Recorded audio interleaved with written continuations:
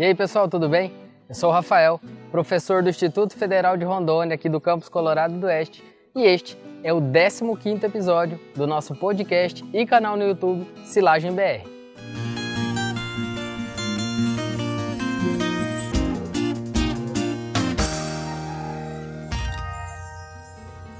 No episódio anterior, o 14º, nós falamos sobre o tema O que acontece dentro do silo? E neste episódio, a gente vai falar sobre tempo de armazenamento de silagens. E o nosso convidado é o Dr. Luiz Ferrareto. O Dr. Luiz Ferrareto é zootecnista formado pela Unesp, campus de Botucatu.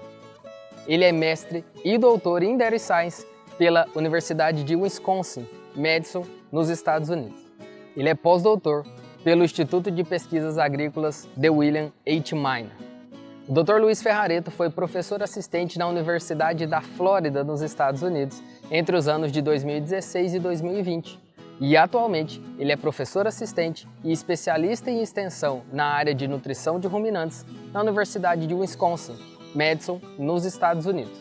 Ele conduz um programa de pesquisa e ações de extensão na área de estudo de utilização do amido e fibra por vacas leiteiras, e também na área de qualidade e digestibilidade de silagens. O Dr. Luiz ganhou em 2021 o prêmio Lallemand Forward de Excelência Científica para a Nutrição de Gado Leiteiro. E ele está presente no ano de 2020, no ano de 2021, na lista do Top 100 dos artigos científicos do Journal Dairy Science.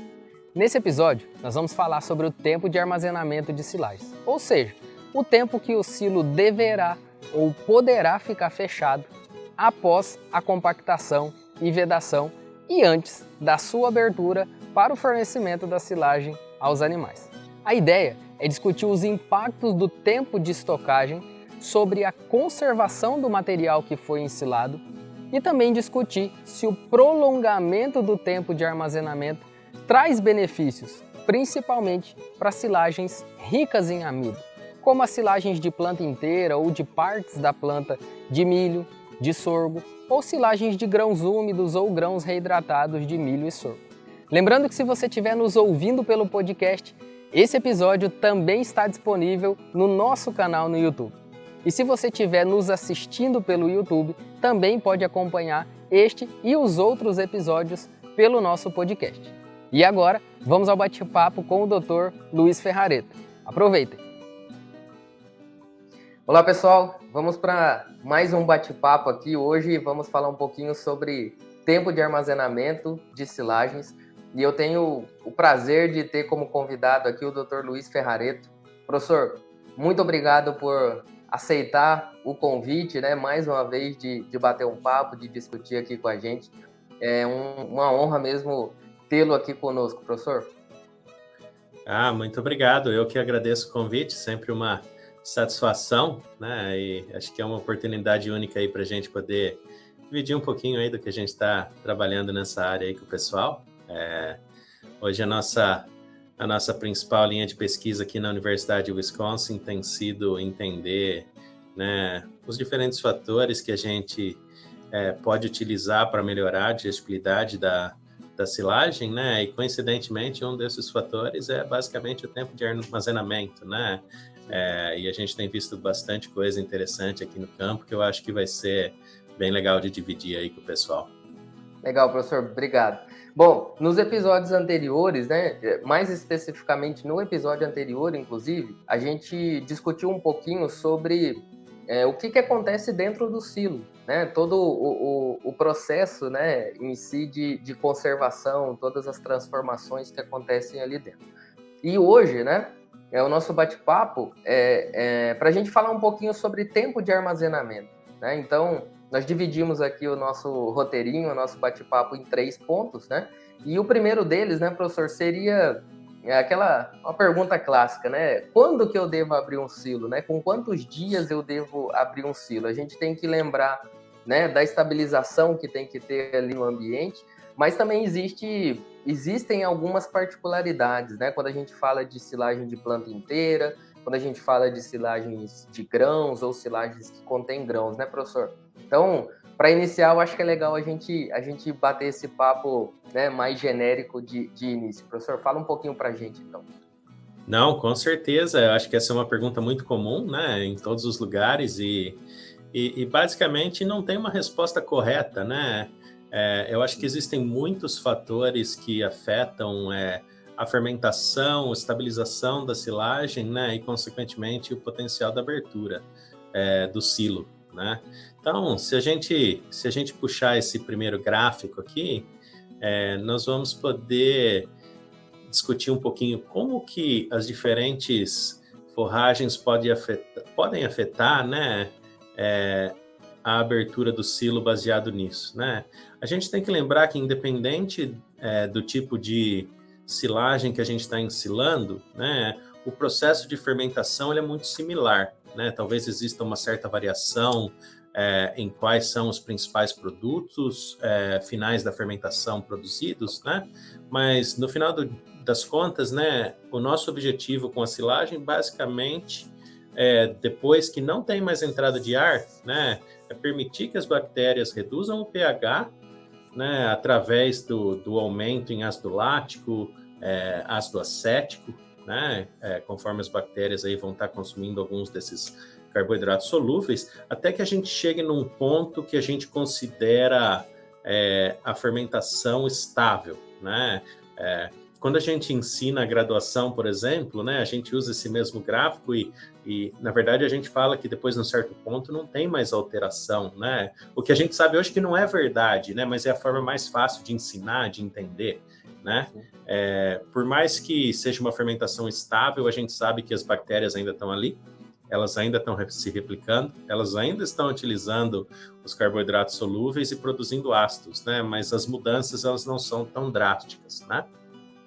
Mas voltando à pergunta inicial, né, por que isso é importante? Porque a gente tem que ter certeza que o silo está aberto quando a gente chegou nessa fase que é teoricamente estável, né? Porque se a gente abrir o silo antes dessa fase, a gente vai perder o potencial de fermentação dessas bactérias, já que a maior parte delas são anaeróbicas, né? E, consequentemente, o pH vai começar a subir e vai trazer outros problemas, né?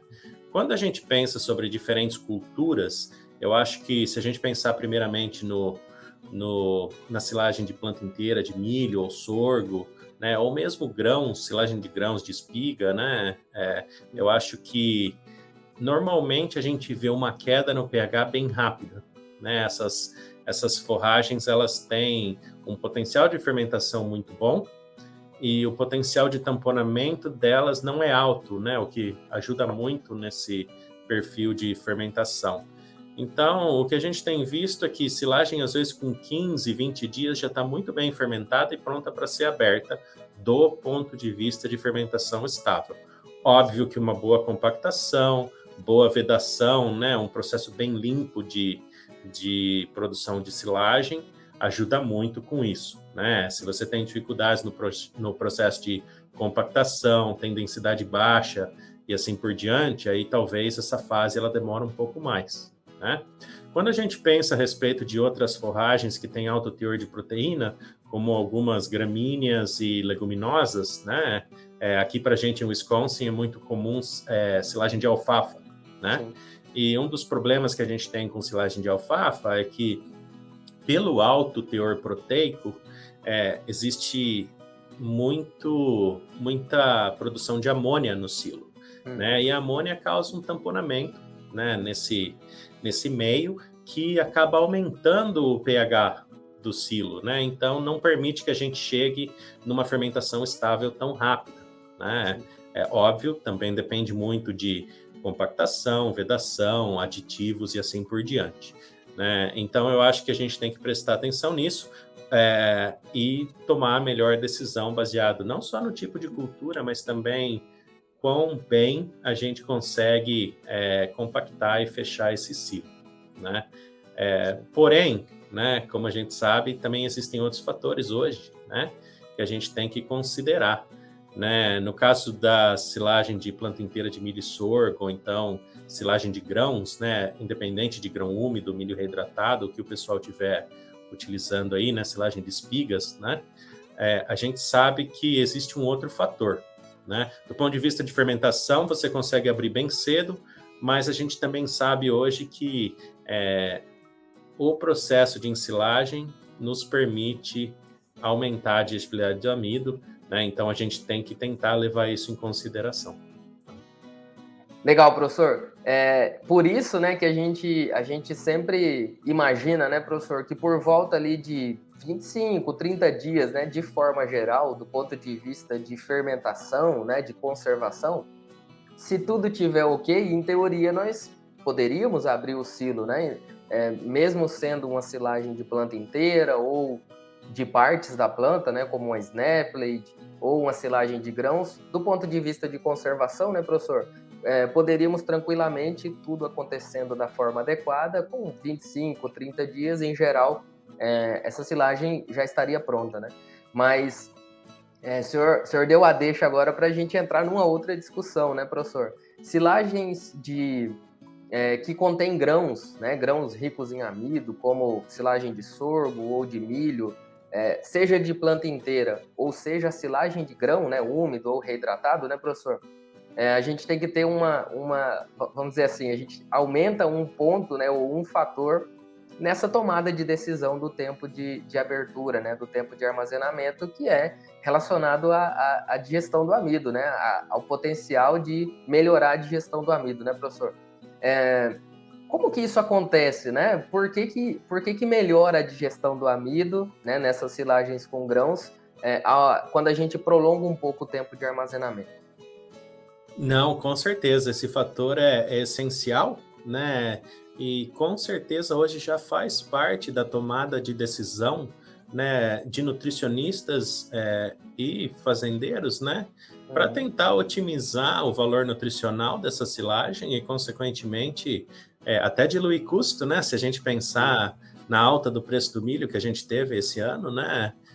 E é muito importante, né? Porque quanto mais amido digestível a gente consegue ter produzido dentro da propriedade, significa que a gente pode comprar menos energia vindo de fora, né? Então, eu acho que isso é muito importante. Então, se a gente abrir esse próximo gráfico, né, a gente vai ver uma revisão de literatura do professor Kang, né, e o gráfico foi criado pelo professor Randy Shaver, e basicamente, né, eles mostraram alguns dos trabalhos iniciais com isso, né? Hoje a gente já tem pelo menos 2 ou 3 vezes mais trabalhos do que esses que estão nesse gráfico, né? E nós, a comunidade científica, né? Não o meu laboratório, né? Tem muito dado bem legal aí do Brasil também, mostrando a importância, né, desse processo, principalmente quando a gente planta alguns híbridos que têm uma maior vitriosidade, né? Que se faz ainda mais importante, porque a gente quer otimizar o valor nutricional desses híbridos, melhorar a digestibilidade de amido desses híbridos. Professor, né? desculpa interromper, né? O senhor tocou num ponto só para a gente destacar. O que é comum aqui no Brasil, né, professor? Praticamente todos os híbridos, né, que nós usamos para ensilar aqui no Brasil, né? Eles têm um endosperma duro, né, vítreo, eles são materiais com uma... Né, naturalmente com uma possibilidade menor, né, de digestão dos grânulos de amido, né, professor? Acho que é bom reforçar isso, né? Não, com certeza, esse é um ponto importantíssimo, né? E eu acho que na maior parte dos locais que tem clima tropical, subtropical, né, a tendência é usar híbridos mais vítreos, né? E esse é realmente o caso do Brasil, né? Tanto que tem bastante pesquisa com isso aí, não só para silagem de milho, mas também milho reidratado, né? Eu acredito que com silagem de espigas também, né? E eu acho que isso é importante porque, independente do tipo de híbrido, independente da maturidade, independente do tipo de silagem que você está produzindo, desde que tenha amido, claro, né? O que a gente vê é uma resposta bem padrão, né? Durante esses primeiros 30, 45 dias, né, que é aquela silagem inicial que a gente acabou de discutir, né, tem um aumento um pouco mais drástico na digestibilidade de amido, né? A maior parte desses experimentos, obviamente, eles são feitos com dados in vitro ou in situ, né? Para quem não está familiarizado, né, in vitro é aquela incubação em líquido ruminal, né, nos frasquinhos, né? E o método in situ é a incubação no rumen da vaca, mas utilizando aquele saquinho de nylon, né? E basicamente esses valores mostram para a gente, às vezes, um aumento de 10 até 15 unidades percentuais nesse começo da fermentação, né? Mas eu acho que é importante salientar também, né, se a gente observar nesse gráfico, né, praticamente todos os estudos, né, ainda continuam a ter um benefício na digestibilidade do amido com o maior tempo de fermentação, né? Obviamente que a magnitude dessa resposta ela não é tão grande quanto no começo da ensilagem, né? Mas mostra para a gente aí que o investimento pode valer a pena. Óbvio que depende de muitos fatores, né? Mas parece ter bastante potencial, né? Agora, voltando um pouquinho, né? Mas por que isso acontece? Né? Isso acontece porque o grande fator que altera a digestibilidade do amido, se os grãos estiverem quebrados, claro, né? Ou bem moídos, né? São essas proteínas prolaminas, né? As proteínas prolaminas, elas ficam ao redor dos grânulos de amido e inibem sua digestão, né? Basicamente, o que acontece é as bactérias no rumen, elas não conseguem se anexar às partículas de amido, né, para fazer a digestão, né? E, consequentemente, o amido acaba passando pelo rumen sem ser digerido quando isso acontece, né? E isso também é um problema no intestino, né? No intestino da vaca, normalmente, né, a digestão é similar à nossa, vai ser diferentes enzimas secretadas pelo pâncreas, né? E essas enzimas também não conseguem chegar no amido, né? Então, se a gente colocar uma perspectiva, né, similar à fibra, né? O grande inimigo da digestibilidade do amido é a proteína prolamina, assim como para a fibra seria a lignina, né? Óbvio que existem peculiaridades, não é o mesmo tipo de ligação, né, das diferentes frações, né, mas funciona de forma similar. Há 10 anos atrás, né, o professor Pat Hoffman, quando ele ainda estava aqui com a Universidade de Wisconsin, né, na nossa estação experimental em Marshfield, ele conduziu um experimento com grão úmido, onde ele testou basicamente isso, né? Ele fermentou grão úmido. Aqui na foto a gente está mostrando entre 0 e 120 dias, mas ele na verdade foi um pouco mais que 120 dias. E basicamente o que ele viu, né, quando ele abriu o silo e levou as amostras para fazer essa análise de microscopia eletrônica, né, que vocês podem ver na foto, o que ele viu foi que existe uma separação desses grânulos de amido e que as proteínas prolaminas elas já não estão tão presentes, né? E coincidentemente, o professor Pat Hoffman também mediu outros parâmetros e o que ele viu foi que, coincidentemente, a amônia também era mais alta e a proteína solúvel também era mais alta, né? Então, se a gente voltar e pensar um pouquinho sobre o que eu comentei no slide anterior, né? Quando a gente estava discutindo fermentação, a amônia pode ser um problema? Pode, né? Mas quando a gente olha a amônia em silagem de milho, silagem de espigas, ou silagem de grãos, né? Na verdade, a amônia é uma coisa boa, né? Porque pode ser um indicador, né? Assim como a proteína solúvel, de que houve essa quebra dessas proteínas e, consequentemente, né? A gente teve uma melhora na digestibilidade do amido, né? Agora, a outra pergunta que vem, né? Mas exatamente como que isso acontece no silo, né? Então, se a gente passar mais um slide aqui, o que a gente vai ver e esse é um trabalho do Brasil, né? Feito com milho reidratado, se eu não me engano. E por muitos anos nós achávamos que o que causava essa quebra nas proteínas prolaminas eram os produtos de fermentação. Na verdade, ainda existe esse comentário no campo aqui nos Estados Unidos, mesmo com a gente sabendo há pelo menos 4, 5 anos que esse não é o caso, né? Mas a razão disso quando a gente visita literatura de química de cereais, né, a gente aprende que essas proteínas prolaminas, né, elas são primeiramente hidrofóbicas, né? Então, basicamente, a água não vai fazer muita coisa para elas, mas os ácidos vão, né? Principalmente lactato e acetato. Coincidentemente, esses são os principais ácidos que a gente tem em silagem, né?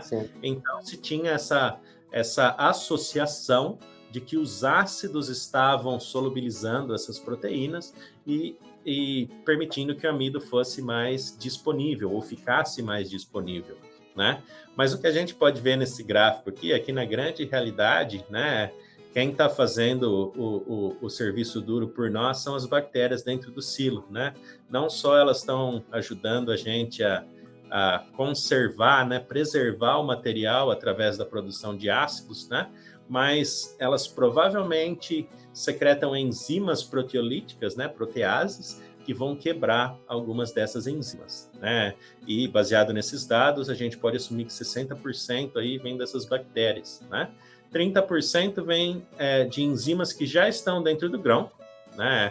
Não sou especialista nisso, mas existem muitas enzimas dentro dos diferentes grãos de cereais, né? Que são responsáveis pelo processo de germinação e extração de energia durante esse processo inicial para que a planta tenha um crescimento inicial, né? Sim. Coincidentemente, a literatura associada com germinação mostra para a gente que essas enzimas elas são ativadas quando o pH é reduzido, né? Normalmente em torno de 5, 4,5, né? Coincidentemente, é isso que acontece durante o processo de ensilagem também, né? Se a gente pensar novamente naquele processo inicial de fermentação, né? O pH ele vai caindo, essas enzimas vão sendo ativadas, né? E de dentro do grão elas vão ajudando a eliminar essas proteínas prolaminas e fazem com que o silo, né, nos proporcione a opção de ter um amido mais digestível com o prolongamento do tempo de fermentação. Então... Legal, professor. Só lembrando, né, quem estiver nos ouvindo pelo podcast, né, o episódio também está disponível no YouTube, né, para poder ver todas essas imagens que o professor Luiz está mostrando aqui para a gente e acessar, né, o material visual também. Professor, a gente pode, né, pensando então em silagens que têm grãos, silagens que são, né, ricas em amido, numericamente, né, professor, a gente pode sair aí de 55%, 60% talvez de digestão ruminal do amido e passar de 90%, né, se você fazer combinar a ação das bactérias e enzimas com um tempo de armazenamento superior ao que a 50, 60 dias, seria essa a ideia final, professor? Com certeza, o aumento, na verdade, ele é drástico, né? Os dados que a gente mostrou naquele slide anterior, eles eram in vitro, in situ, né? Que realmente mostram esses números que você mencionou, né? E, infelizmente, não tem muito dado em vivo, né? Sim. Conduzidos com vaca em lactação, né? Na verdade, existe um experimento que eu estou a par, e é um experimento do Brasil, do grupo do professor Núcio, né? Que mostra, né, que o sorgo reidratado, por 90 dias, né? Ele tem melhor digestibilidade e melhora a performance de vacas em lactação comparado com ensilada a 30 dias, né? Se a gente focar num cálculo aqui, né? Basicamente, o que os laboratórios comerciais têm feito aqui nos Estados Unidos, eles têm tentado predizer a digestibilidade ruminal da vaca baseado na digestibilidade in vitro, tá? E basicamente a forma como eles fazem isso eles calculam a taxa de degradação do amido baseado nesse valor de digestibilidade de amido in vitro. Então, né, o que nós fizemos foi, nós usamos a média de 2 dos nossos experimentos, né, e ambos os experimentos eles tiveram tempos de armazenamento de 0, né, ou antes da fermentação, e a partir daí 30, 120 ou 240 dias. E o que nós vimos, né, na média entre esses dois estudos foi que o valor inicial era em torno de 59% de digestibilidade in vitro. Depois de 30 dias, a gente já estava em 65%, com 120 dias, 71%, e 240 dias já estava perto de 76%, né? Existem outros dados de literatura que vão um pouco além dos nossos, né? Mas baseado nessas predições desses laboratórios, né, e utilizando essa taxa de degradação, a predição da digestibilidade do amido no trato total seria, né, antes de fermentar, 93%, né? E esse é um número alto, tá? Um pouco maior do que a média das pesquisas, né? Que normalmente é 92%, então a gente tem que tomar um pouquinho de cuidado com esse número. Mas a partir daí, né, com 30 dias já seria 94,5%, com 120 dias 95,5% e com 240 quase 96%. né? E se a gente usar as equações do NRC antigo, né, para tentar entender o que isso significa em termos de NDT e energia líquida para lactação, né, basicamente o NDT vai estar aumentando aí aproximadamente 0,3 unidades percentuais, né, para esses diferentes tempos de fermentação, né, e a energia líquida vai subir de 1,62 para 1,63, para 1,64, para 1,65. Né? E a gente também fez esse exercício com a planilha de Milk 2006 do professor Shaver, né? Então, se a gente assumir, né, a produção de leite por tonelada, seria, né, subiria de 1.765, né, antes de fermentar, para 1.776 a 30 dias, 1.789 a 120 e quase 1.800 a 240, né? Óbvio, são apenas estimativas, né? Mas nos ajudam a tentar entender o que isso significa, né? Apesar de, às vezes, a gente não utilizar esse fator, né?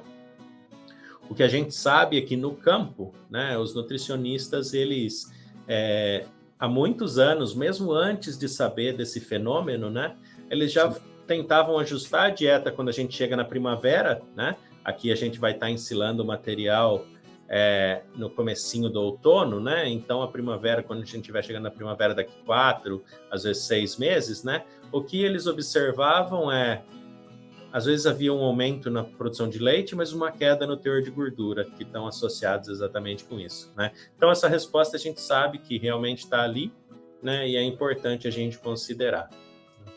Legal, professor. E para a gente fechar, né? Caminhar para o fechamento aqui do nosso bate-papo. Bom, até agora, né? A gente viu que, do ponto de vista de conservação, né, professor? Talvez 30 dias, depende do material, mas em geral a gente espera aí que com 25, 30 dias o material esteja conservado, né?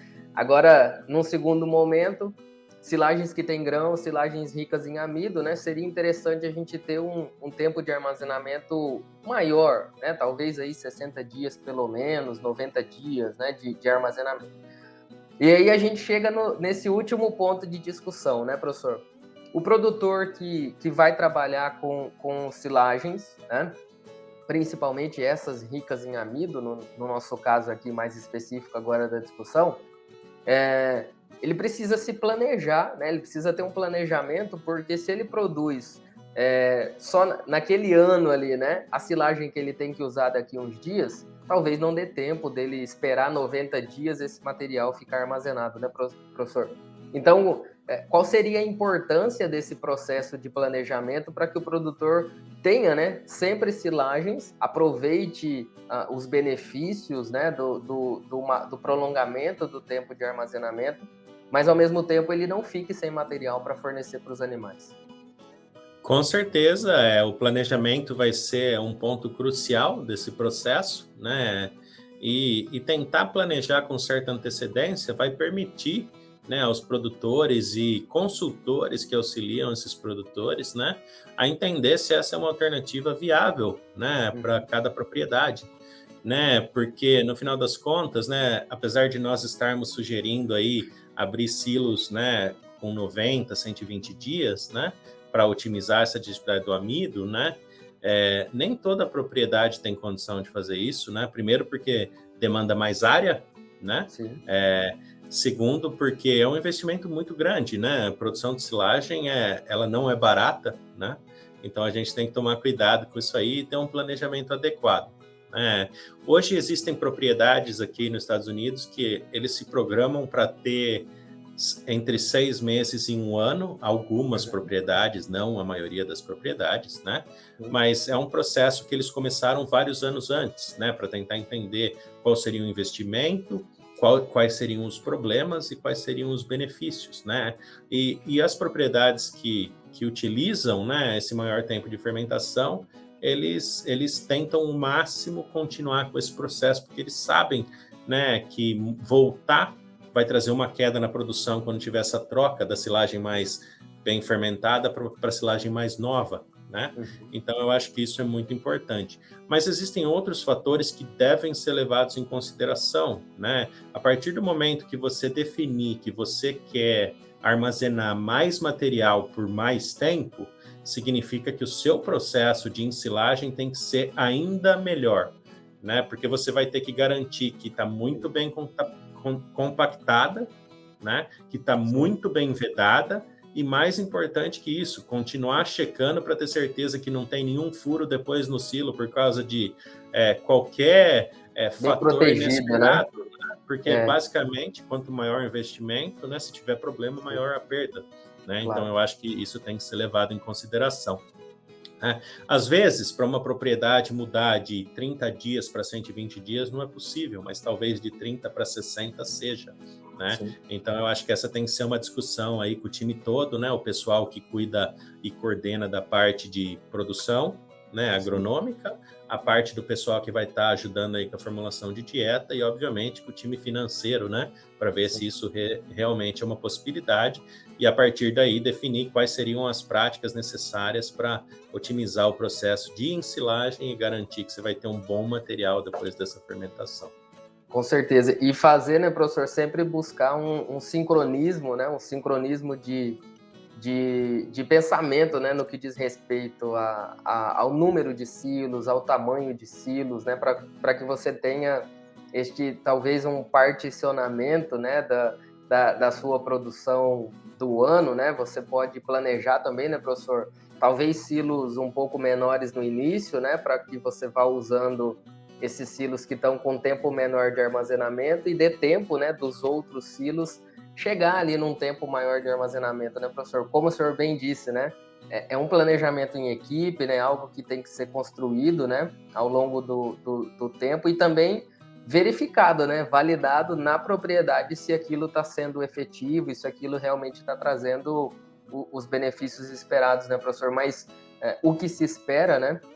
É que você aproveite melhor, né, a energia que tem naquele material. Então, em teoria, você precisaria produzir menos material para ter o mesmo benefício, né? Ou, com a mesma produção, você teria uma quantidade de energia produzida maior, né, professor?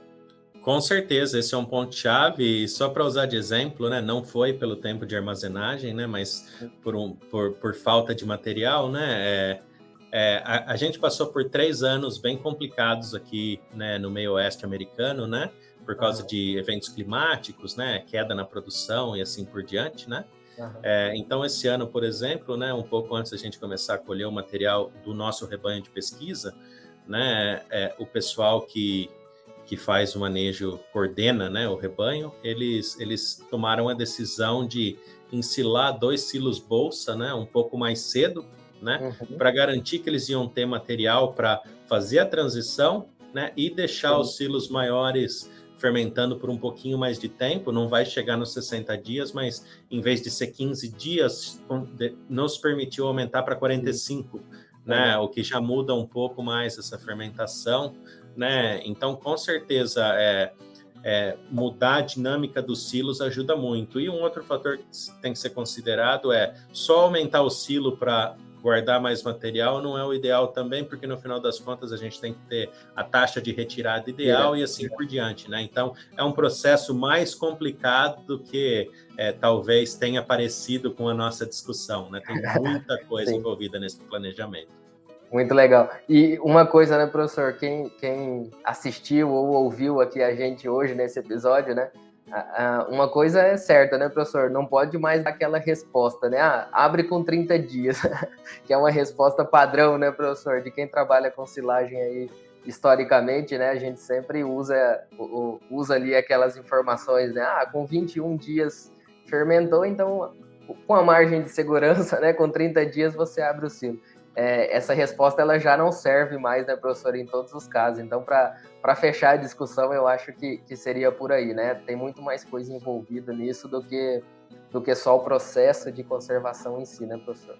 Com certeza, e eu acho que cada propriedade vai ter que definir aí qual que é o seu tempo perfeito de fermentação, né? Claro. Baseado em todos esses diferentes fatores aí que a gente discutiu e outros que a gente acabou não discutindo a fundo. Sim. Professor, muito obrigado, foi uma discussão fantástica, né? Bem resumido, sintetizado, mas com informações pontuais, né? Com informações importantes para quem estuda silagem, para quem trabalha com silagem no dia a dia, né? E claro, né? essas discussões, né, professor, elas servem para estimular, né, a gente a buscar, a estudar, a buscar também outras informações. Então, nessa linha, a discussão foi fantástica. Eu te agradeço mais uma vez por participar aqui com a gente. Professor, muito obrigado pela sua disponibilidade, pelo seu tempo e por trazer para a gente informações tão valiosas. Obrigado mesmo, viu, professor? Eu que agradeço aí a oportunidade e para quem estiver nos ouvindo aí, se tiver alguma pergunta, né, por favor, fique à vontade para nos contactar. Teremos imenso prazer aí em tentar responder as perguntas aí que vocês tiverem. Valeu, professor. Obrigado, viu? Até a próxima. Obrigado, até mais. Bom, finalizamos o 15º episódio e já estamos de olho no próximo, o 16º.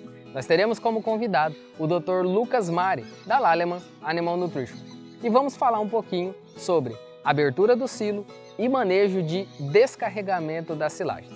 Se você estiver gostando dos conteúdos que nós estamos produzindo, acompanhe o nosso podcast, também se inscreva no nosso canal do YouTube, ative as notificações e fique por dentro sempre que a gente postar um material novo aqui para vocês.